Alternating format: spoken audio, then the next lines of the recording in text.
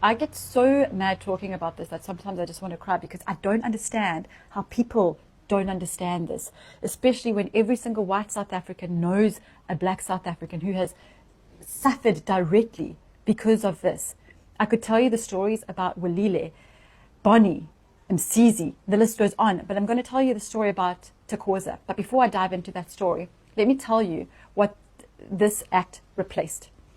In 1975, the apartheid regime put an expropriation act in place, which meant black South Africans could be stripped away from their land without compensation.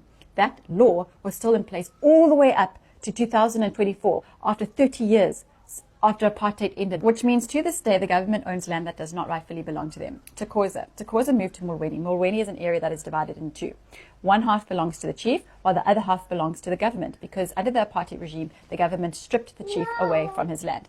Now, Takoza wanted to build a house in the chief's land, but the area was way too full. I've been there, I've seen it. It's not possible to build another house in the chief's land. So the chief has been trying for decades to claim his piece of land back from the government. But because of the apartheid regime, which still oppresses the people to this day, he hasn't been able to claim that land back. Takoza and many other families in the area had to build homes on the municipal land, which meant they were illegal. So what would happen is the municipality would come, mark the homes with an X, and then demolish the houses.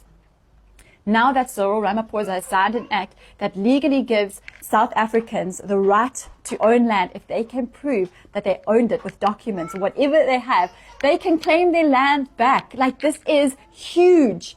Takoza is now able to live in peace because that land has been claimed back by native people. Like, why aren't we all celebrating this?